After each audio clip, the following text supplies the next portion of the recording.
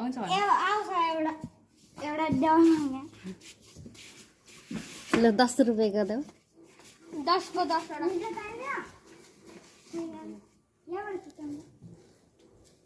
दस को 10 वटा हो त्यो सानो त होइन होला है